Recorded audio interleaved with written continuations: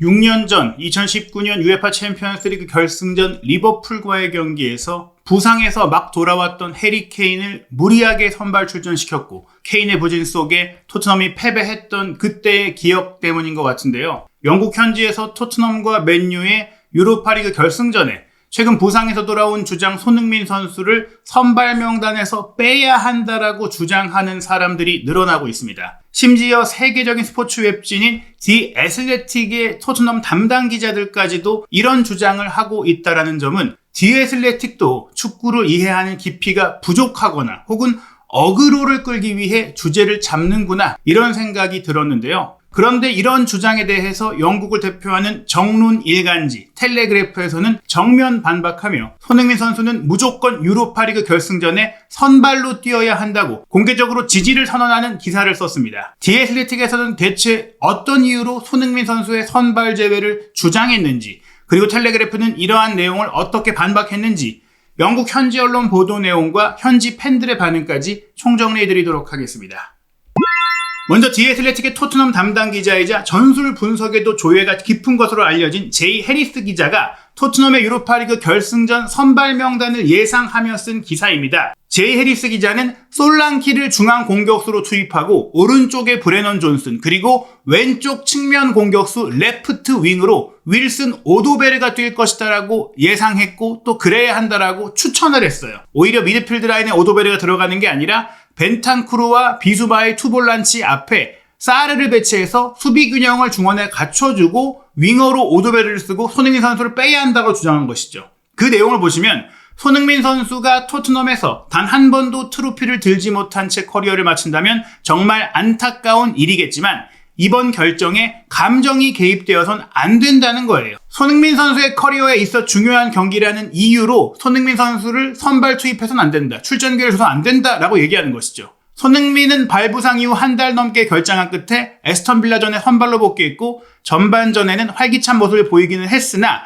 이번 시즌 내내 그가 느릿느릿하게 움직이며 공격의 속도를 늦춘 장면도 너무 많았다라고 지적한 것이죠. 그리고 또 다른 후보자인 히샬리송은 보데글림트와의 유로파리그 준결승 1, 2차전 모두 왼쪽 윙어로 선발 출전을 했지만 윌슨, 오도베르나 마티스테리, 맨유의 센터백들을 상대로 빠른 발을 활용해 위협하는 장면을 상상하면 너무 매력적이다라는 말로 오도베르나 테를 써야 한다고 주장을 한 거예요. 그러면서 제이 해리스 기자는 나는 오도베르를 선택하겠다. 그가 수비수를 드리블로 제치고 동료들에게 공간을 만들어주는 능력은 메디슨과 쿨루셉스키가 결장하는 이번 경기에서 결정적인 역할을 할 수 있을 것이다 라고 했는데, 손흥민 선수가 경기적으로 공격적으로 아쉬웠던 것은 손흥민 선수가 뛸 때는 상대 팀들이 훨씬 더 강하게 더블팀을 붙이고 밀착 방어를 하기 때문이기도 하고, 또 아쉬웠던 경기 과정에는 부상의 이슈도 있었고 전술적으로 본인이 더 희생하는 부분들, 최근 맨인 유럽에 출연했을 때도 손흥민 선수와 왼쪽 풀백으로 주로 뛰었던 스펜스는 손흥민 선수가 함께 뛸 때 본인을 너무 많이 도와주려고 한다, 조금은 손흥민 선수가 이타적으로 풀백들이 공격을 잘할 수 있도록 지원해주고 커버해주고 그러면서 생긴 일들이 있었는데,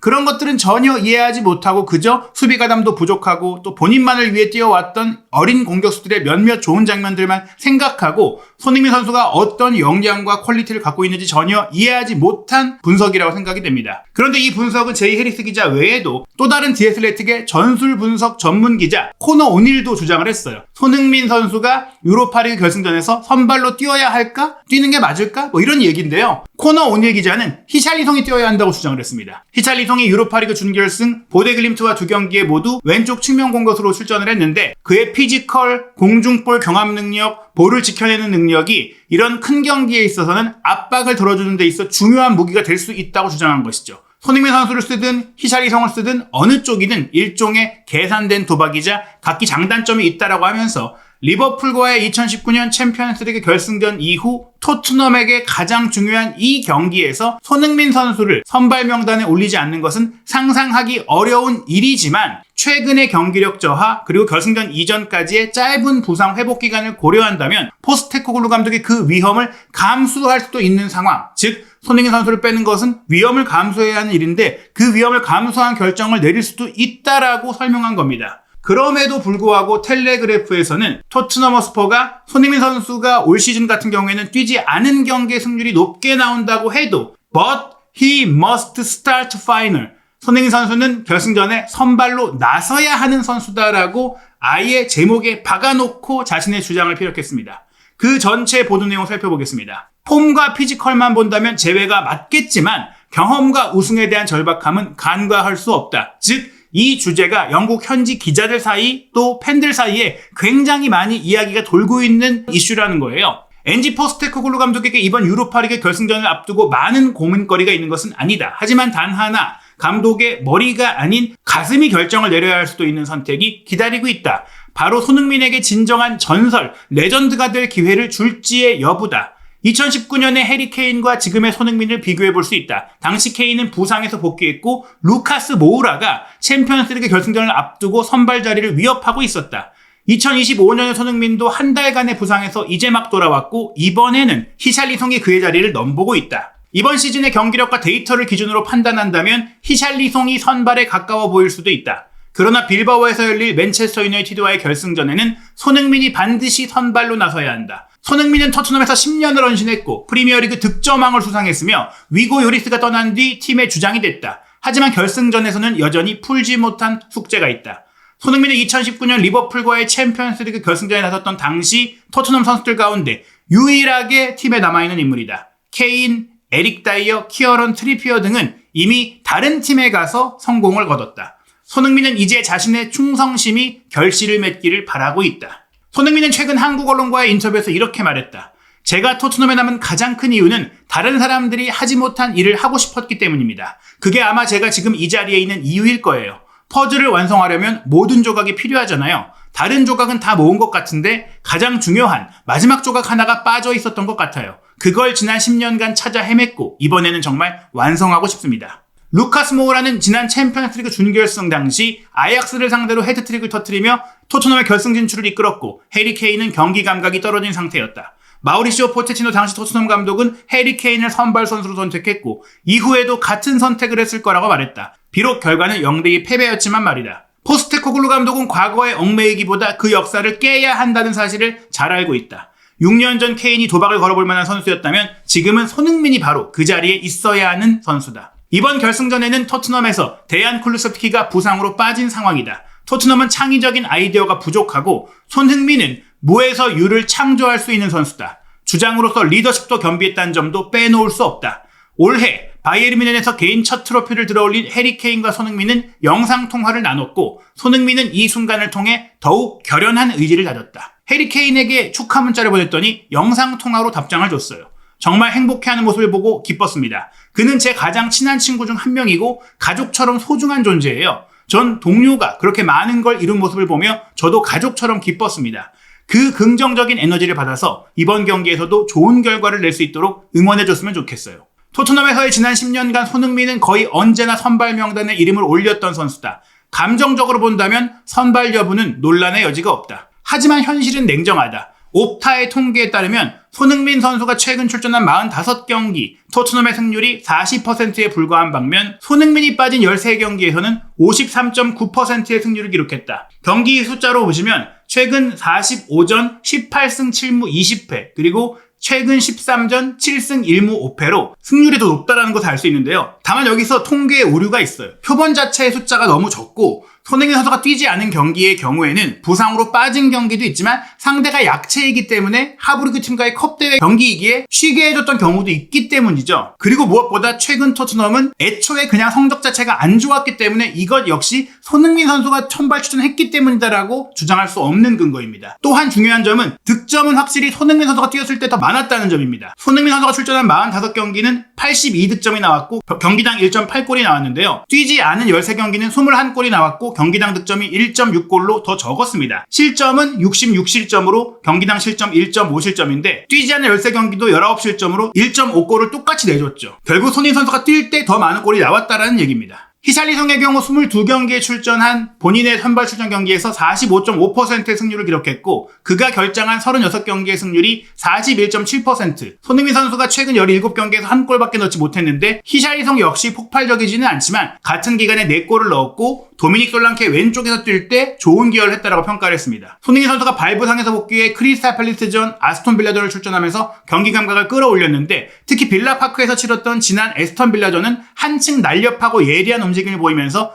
득점에 근접하는 장면도 있었죠. 그리고 손흥민 선수는 또 한 번 거의 우승에 근접했던 선수로만 커리어를 끝내고 싶지 않습니다. 챔피언스리그와 카라바오컵 결승전에서 패배했고 한국 대표팀에서도 결승전에서 고배를 마쳤죠. 2011년에는 일본을 만난 아시안컵 준결승전에서 승부차기 끝에 탈락했고 4년 뒤인 2015년에는 포스테코글루 감독이 이끄는 호주와의 결승전에서 연장전 승부 끝에 패배했었습니다. 2018 러시아 월드컵 조별리그 탈락 직후에는 카자네 기적으로 독일을 꺾었음에도 불구하고 멕시코가 스웨덴에게 패배하면서 16강 진출에 실패한 뒤에는 라커룸에서 오열했던 영상이 전 세계로 퍼지기도 했었죠. 손흥민 선수는 말합니다. 그런 실패들을 통해서 분명히 배운 게 있어요. 지금은 당시와는 다른 선수들이 많지만 결승전 경험이 있는 제가 현재 팀원들과 그 경험을 공유하는 것이 정말 중요하다고 생각을 합니다. 올해 32살, 내년 토트넘과 계약 만료. 손흥민 선수도 이번 유로파리그 결승전이 자신의 마지막 기회가 될 수 있다는 걸 인정하고 있습니다. 저에게는 모든 경기가 특별하고 의미 있지만 이번 경기는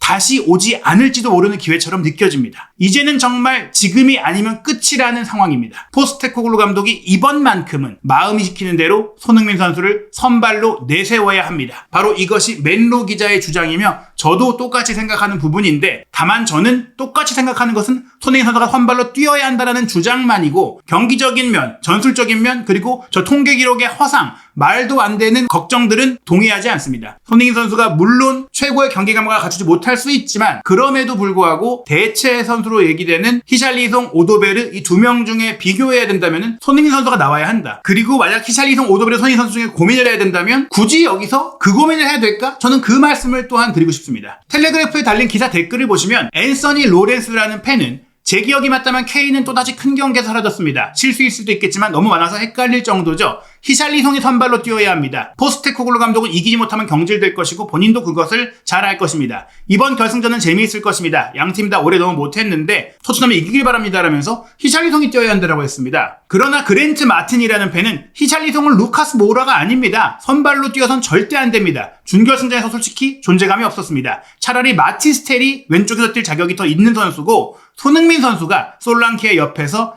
원래의 그 포지션으로 선발 출전해야 합니다 라고 반박했습니다. 마이클 워터스라는 팬도 모우라와 히샬리송은 다르다. 모우라와 히샬리송을 비교하는 건 말도 안 된다며 모우라는 진짜 축구를 할 줄 아는 선수였고 포스테코글루 감독과 함께했다면 모우라 같은 선수는 훨씬 빛났을 거라면서 히샬리송은 1군팀 선발로 이름을 올릴 실력 자체가 안 된다. 브라질 공격수치고는 볼 컨트롤이 너무 형편없다라며 선발로 뛰면 안 된다고 했습니다. 그리고 당시의 패배에 대해 사이먼 휴스라는 팬은 리버풀이 단지 더 좋은 팀이었을 뿐이라며 케인이 꼭 나와서 무리하게 출전을 해서 진 게 아니라고 하며 그때 토트넘은 시즌 막바지에 완전히 방전된 상태였다라고 했고요. 존 사운더스라는 팬은 케인과 달리 손흥민 선수는 올라운드 플레이어 훨씬 더 전천후 역할을 할 수 있는 선수이기 때문에 선발로 뛰어야 한다라고 주장했습니다. 저는 이 고민을 할 필요가 없다고 생각을 해요. 오도베르냐 히샬리송이냐 손흥민이냐의 문제가 아니라 존슨을 그냥 빼면 되는 겁니다. 히샬리송 선수를 솔랑키의 비대칭 투톱으로 왼쪽 사이드에 배치하고 오도베르를 존슨이 뛰는 오른쪽 공격수로 배치하고 손흥민 선수를 2선 중앙에 프리롤로 두는 4-2-3-1 내지 4-2-2-2 포메이션이죠. 히샬리송이 사이드에서 커버해주고 전방 압박도 해주고 공간을 만들어주고 손흥민 선수가 사이드에서 히샬리송과 중앙으로 이동하면서 스위칭 플레이를 해주고 오도베르가 드리블로 오른쪽과 또 안쪽으로 들어와서 플레이를 해주고 포로가 오른쪽 사이드에 치고 올라가거나 또 안으로 들어와서 인버티드 풀백으로 띄워주고 손흥민, 히샬리송이 나란히 사이드와 하프 스페이스에 있으면